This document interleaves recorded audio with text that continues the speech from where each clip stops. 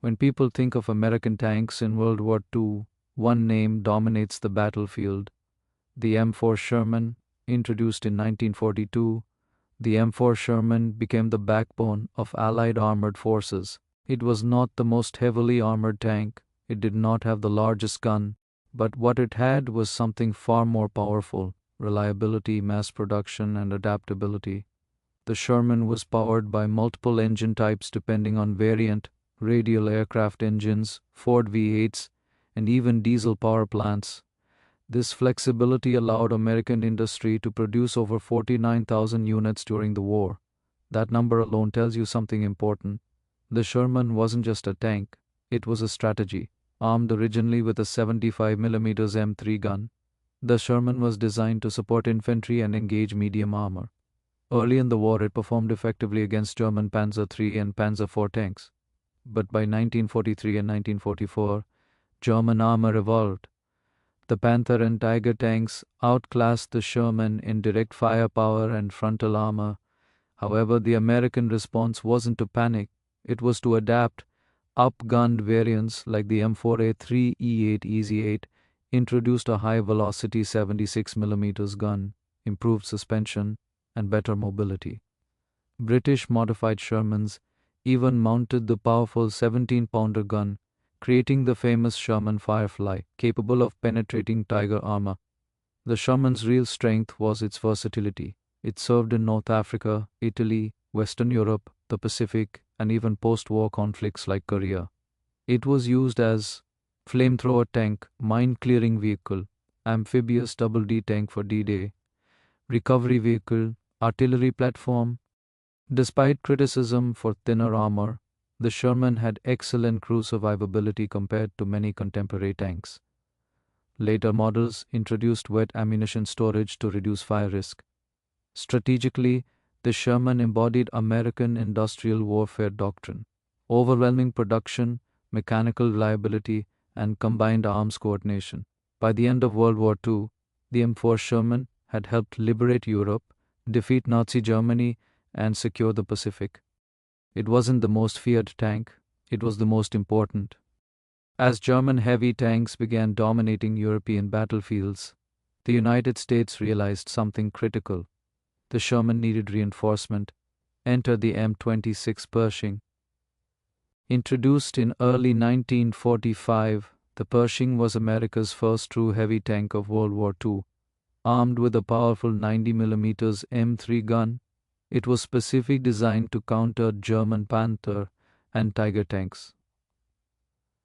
The Pershing featured thicker frontal armor, improved suspension, and a torsion bar system that provided smoother movement across rough terrain. Its 90mm gun could penetrate Panther armor at combat ranges, something earlier Shermans struggled with. However, the Pershing arrived late. Only about 20 saw combat before Germany surrendered. But those engagements proved its worth. In Cologne, a Pershing famously destroyed a Panther in a recorded duel, a moment that symbolized America finally matching German heavy armor. Yet the Pershing wasn't perfect. It suffered from underpowered mobility due to its engine originally being designed for lighter tanks. This limited speed and acceleration. Still, the M26 marked a turning point. It transitioned American tank doctrine from medium mass production philosophy toward heavier, more balanced, firepower-focused design.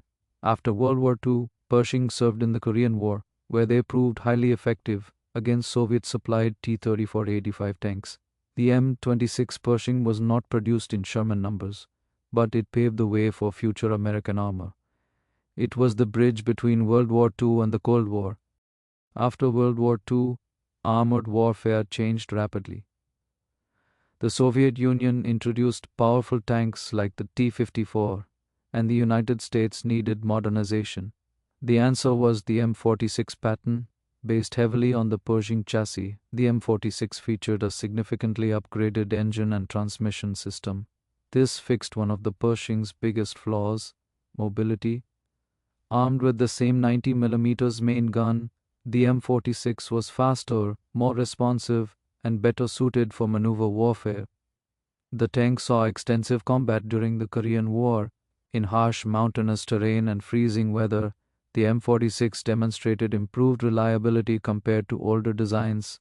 Against North Korean T-34-85 tanks, the M46 proved superior in firepower, optics, and crew protection. This tank marked the official beginning of the Patton series, a line that would continue for decades. It introduced better fire control, improved power-to-weight ratio, stronger frontal armor slope, modernized turret design. Though quickly replaced by the M47 and M48, the M46 represented America's commitment to staying technologically ahead in armored warfare. It wasn't revolutionary, but it was necessary. It showed that lessons from World War II were not forgotten. In the early years of the Cold War, the United States faced a new armored threat: the rapidly expanding Soviet tank fleet. The answer came in the form of the M47 Patton. Introduced in 1951, the M47 was not an entirely new tank, but rather an evolution, built using the hull of the M46 and fitted with the newly designed turret. The M47 represented a rapid response to emerging global tensions. At its heart was the 90mm M36 main gun, capable of firing armor-piercing and high-explosive rounds. It was designed to counter Soviet T-34s and early T-54 tanks. The tank also featured a stereoscopic rangefinder, improving long-range accuracy, a major step forward in American fire control technology. The M47 was powered by a Continental AV-1790 gasoline engine, producing around 810 horsepower. For its time, this gave the tank solid mobility, reaching speeds of about 30 miles per hour. But the M47's role was unique. Interestingly, it saw limited US combat service. Instead, it became one of America's most widely exported tanks. NATO allies, including Italy, France, West Germany, Turkey, and others, adopted the M47 as their primary battle tank during the 1950s. In Europe, it served as a defensive shield against potential Soviet invasion. In other regions, it saw real combat, including service with Pakistan during wars with India and with various Middle Eastern armies. The M47 introduced better turret ergonomics, improved optics, and stronger frontal armor than its predecessor. However, it still relied on gasoline power, which increased fire risk compared to diesel engines. Its production was relatively short-lived. Around 8,500 units were built before it was replaced by the M48 Patton. The M47 was not the ultimate Cold War tank, but it was a critical stepping stone, a bridge between World War II-era armor and modern main battle tanks. It helped solidify NATO's armored strength during the most dangerous early years of the Cold War. If the M47 was a transitional design, the M48 Patton was America's first true Cold War main battle tank. Introduced in 1953, the M48 featured a completely redesigned hull and turret. Its rounded cast turret gave it a distinctive silhouette, one that became iconic during the 1950s and 1960s. The tank retained the 90mm main gun initially, but improved fire control systems and optics made it far more effective. Later versions upgraded to the powerful 105mm M68 gun, dramatically increasing anti-armor capability. Powered by a gasoline engine in early variants and later upgraded to diesel in the M48-03. The tank saw major improvements in reliability and range. The M48 became the backbone of US armored forces during the Vietnam War. In Vietnam, tank warfare was very different from Europe. Dense jungle terrain limited long-range engagements. Instead, the M48 was used for infantry support, base defense, convoy escort, bunker destruction. Its thick armor protected crews from mines and RPG attacks, though it was not invulnerable. The 90mm and later 105mm guns proved highly effective against fortified positions. Globally, the M48 became one of the most exported American tanks ever. It served in NATO countries, Israel, South Korea, Turkey, and many others. Israel used upgraded M48s extensively during the Six-Day War and Yom Kippur War, often modifying them with improved armor and local systems. The M48 represented America's shift toward the main battle tank concept, a single tank capable of handling multiple roles instead of separating light, medium, and heavy classifications. Over 12,000 M48s were produced. It was adaptable, it was modern for its time, and it laid the foundation for the next generation, the M60. By the late 1950s, the Cold War had intensified. Soviet armor had improved significantly, especially with the T-54 and T-62 tanks. America needed something more powerful. The result was the M60 Patton. Introduced in 1960, the M60 was visually similar to the M48 but featured critical upgrades. Most importantly, it was armed from the beginning with the 105mm M68 rifled gun, one of the most effective tank guns of its era. This gun gave the M60 the ability to penetrate contemporary Soviet armor at long ranges. Unlike earlier Pattons, the M60 used a diesel engine, improving fuel efficiency, range, and reducing fire risk.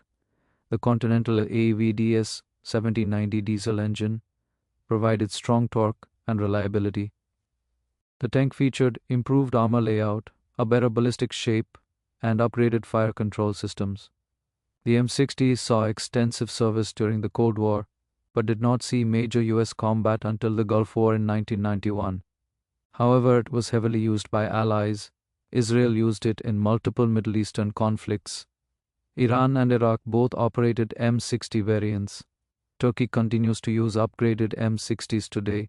Variants like the M60A1 and M60A3 introduce stabilizers, laser rangefinders, thermal imaging, and advanced targeting systems, pushing the tank into modern battlefield standards.